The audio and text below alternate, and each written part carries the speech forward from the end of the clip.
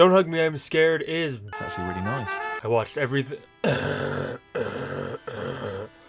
messed up. I watched every single episode all in one sitting, and it was like slowly realizing that you've been poisoned. But then after every 20-minute episode, you're not dead, so that's good. And if you were worried that it wasn't going to be as short and sweet as before, I'm here to tell you, you don't have to be. They took most of what we loved and just made it last longer. The main three sassing each other and arguing. Tell them about the tournament. I don't know about the tournament. I won a tournament, didn't I? Did you? More memorable songs. Exploring new lessons with even creepier villains. What's it going to be?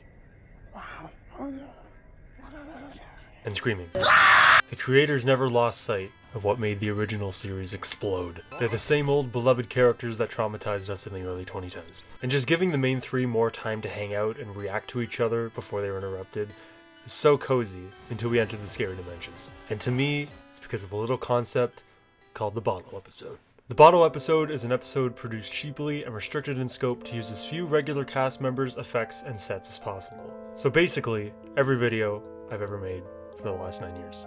Bad example. Technically every video I don't leave my room, and the rearranging of my recording room is a bottle episode. The only thing stopping me is my Ethernet cable, and I didn't strangle myself. I don't want to have to strangle the cable if I don't manage to get it to reach the other side of the room. But it's one of the rare moments a creator's true talent sparks, whether they're battling with budgets, time, or even just their creative minds. And just the atmosphere alone reminds me of those late nights when I used to have sleepovers at my friends, and we did nothing but stay awake in one room writing scripts for animated shows we made up. We so need a Guys in the Penguin Show remake. Robin, Aiden, you guys have 1 year. I will not let it die like this. Or whenever a scary storm shuts off the power. You're confined to only so many rooms for an unknown amount of time with no internet, and you have to interact with your mom, and even worse, your dad. But just like everybody else, you suffer through it. And then eventually you bust out the board games and blankets and make it a good day. If you'd just given up when it slowed down, that day would have sucked. So why treat the bottle episode concept as unfairly when they share the same elements? I think taking a break from the dread everyone would usually face to explore what they're going through, mental toll, and you can tell the toll it's taken on me. Just look at me. Look at what it's done to me. Or even secrets they've been hiding when they wouldn't normally get to in a regular action-packed episode is worth experimenting with if it's with one of your favorite characters. Or maybe you're just too far gone and miserable. I've been there. I'm still not over the state we left the Guys in the Penguin Show in. So if you're miserable like me, let me take you through my presentation of why bottle episodes are like magic. Magic. In Shh, Finn and Jake play a harmless game of choosing not to talk for the day, or the other one will be really disappointed. Meanwhile, they drive BMO to psychosis, not really, but a little bit, and into believing they are imposters, and not the real Finn and Jake. But because of the game, Finn and Jake can't just break the rules when BMO disappears into the walls. So to put themselves in a better mood, BMO invites the Bikini Babes over to beat up the supposed frauds, and they both lose the game. It's just like one of those days when you did almost nothing but build forts and make up games when you were home from school. I remember me and my sister used to play War on our gravel driveway. Basically nothing much is going on, but it's so creative with what it has. Like when they had to stay in the treehouse until a knife storm died down. That's fucking scary, but it's not even the main focus of why they're home all day. Stuff just happens like that, and so many creative ideas are just packed together in every episode. Shush was a little simpler, but in Puhoy, Finn is upset that Flame Princess didn't laugh at one of his jokes. I know. Might as well just end it right there, right? Reminds me of that time we were driving past this couple and their toddler trying to like reach up for the stop sign with the window down or up. And as we were passing, I was just like, stop trying, give up. You'll never do it. So Finn thinks the entire relationship is over, so Jake breaks Jake's own favorite mug and tells Finn he doesn't care about it anymore as an example to try and get Finn to get over it and focus on his real problems. So Finn runs away into a pillow fort because Jake is only successful 1 out of every 7th attempt at being a friend. He finds a door to the Pillow Village, kills the blanket dragon, scaring everyone, saving the mayor, his daughter, and the pillow people, and have a celebration. And whenever it cuts to Jake and BMO in the treehouse, then back to Finn, literal years have gone by. The mayor visits him and his grand Chipillodrin, I made that one up. Because Finn got together with the mayor's daughter, and is a dad of 2 now. And also, apparently archaeologists have been researching the door that led him here ever since it disappeared behind him. Next time we see Finn, it's been decades of searching for the door, and I'm not gonna give away how he gets out, but before he does, his wife tells him to promise her to remember them when he gets back to his real world. And right before Finn tells Jake about the dream, his imaginary problem, Flame Princess calls to tell him that she finally got the joke, resolving his real problem, and then right after, Finn forgets about the decades he lived with his pillow wife and pillow grandchildren, just like Jake and his mug. Just bringing up real, relatable problems just makes that connection between you and the characters, and you remember it more because you get better with them. Breaking Bad's Fly episode is basically reverse, and it just gets worse for them, but it's still effective in the same way. But apparently,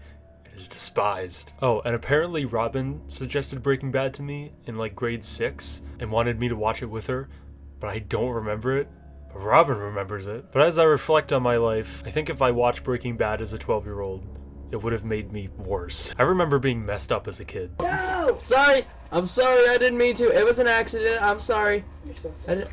I made up a comic book series where me and my friends were the heroes that regularly went on very dangerous missions and killing bad guys in the most creative ways, but with R-bombs.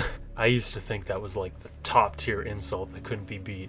This was the 2010s after all. So if I watched Breaking Bad sooner, I probably would have made a comic about how cancer gives you superpowers and it's cool because it'll turn you into a rich drug dealer. Old me scares me a little bit, which basically means new me scares me a little bit. I might steal that idea. But in Fly, Walt and Jesse have a sleepover in the meth lab, except Walt doesn't sleep, and Walt and Jesse don't cook meth, because they're too busy being introduced to the 3rd best villain, CGI Fly. We don't really take the threat of a fly that seriously in the beginning, or understand why Walt does. We don't fully believe a fly could stop the progress of these meth-generating kings, until Walt tries to get rid of it, and it refuses to die. This is a raisin. And we slowly realize that if this fly isn't dead by the end of the night, then they will be. Except Jesse doesn't quite get it yet, because right after he suggests that they go get some air. Kenny, there's air everywhere. And this was one of the only moments I remember Bryan Cranston snapped, and it truly scared me. Hey! If you're not gonna help me, stay out of my way! Whenever he shifts from Walter White to Heisenberg, I'm scared of the shit that's about to go down, but also giddy to see what made him break this time. Get off the toilet! Get off the toilet! And Jesse finally takes everything seriously, bringing back like a million glue strips to hang up and take care of the fly.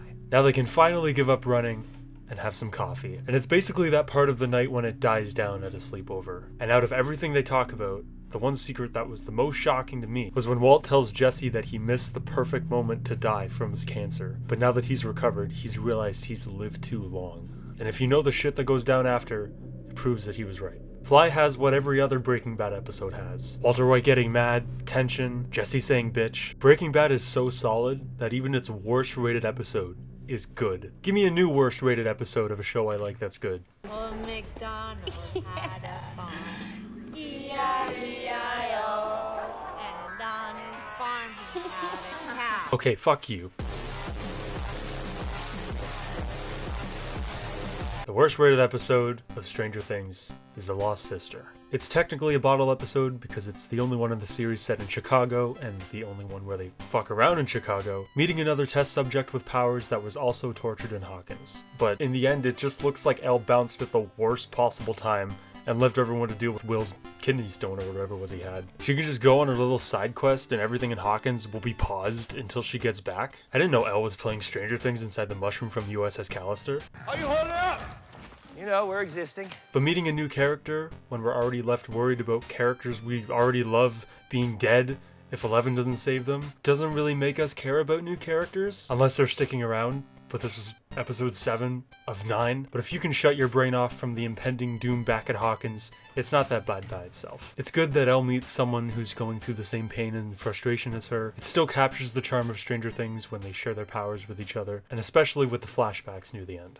People talk about The Office like it is the greatest comedic, like, sitcom show that's ever existed, and it just fucking isn't. Now, when Rin and I got together, most of the first 3 months, and probably after, was falling asleep on the couch watching The Office. But like anything that becomes your favorite thing when you watch it for the first time, it can be ruined by how many more times you decide to watch it. And now, Rin and I have this running joke where whenever we get in an argument, we're like, oh, another brick. Because our relationship, according to TikTok, is that we're both giving each other the bricks to build walls in between us and drive each other away.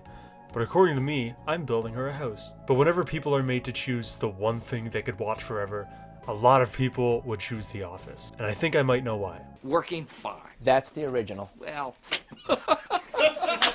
It's a bunch of likable and unlikable characters working at a paper company with either crazy or normal personalities, interacting with each other, and run by a boss whose management style is to treat them like crap. It doesn't matter who your favorite character is, Michael's gonna go after him. If someone you don't like is doing something you don't like, Michael will save you and make them miserable. If someone you like is doing something you like, Michael will interrupt and leave them traumatized. So you can't really get mad. Most times he can be shitty, but rare times he can be sweet, like the rest of them.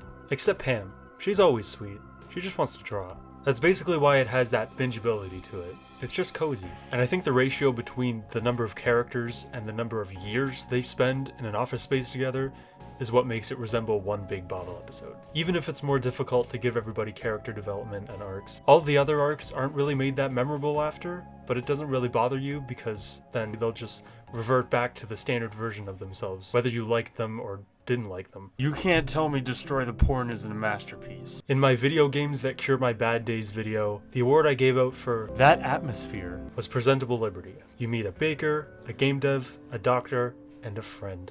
Well, on paper, slid under your door by nobody, so not really. But Charlotte sends you cake, Mr. Smiley sends you video games, the doctor is just a doctor, and your friend Salvador writes you stories of his travels. And you start to care about them, because they care about you. So much that they even talk about visiting you to get you out. But when the world starts crumbling around you, that's what really gives the game its atmosphere. And it makes reading letters in a room more miserable than you were before. Even some days in this war of mine, you do nothing but build beds and heaters at home to make sure everyone you live with lasts until tomorrow, because it's just too scary to creep around and chance stealing something from a randomly generated shithole. I want to get good at the game, but if I F up every time and have to watch everyone slowly die from the beginning, I think that would break me, and it'd make me too sad, and then a couple attempts later it would make me annoyed.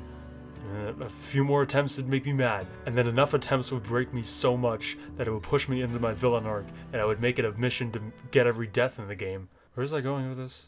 Oh yeah, being miserable. Bottle episodes may make you miserable, but it's only because that reaction is supposed to be how the creator wants you to experience it. Like messing with you, but in a way that makes sense, and realizing it was all the stepping stones they needed to make something great. Why do you think I started making gaming videos in 2013?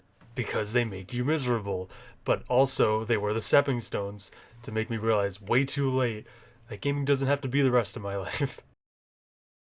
Guys in the Penguin Show is about two guys and a penguin living together. It was all claymation, but we lost the audio, so I don't know the script, but I do remember the old intro we made. It was like, guys in the Penguin Show, guys in the Penguin Show. It's like that. That's it. That was really the end of it. Bye.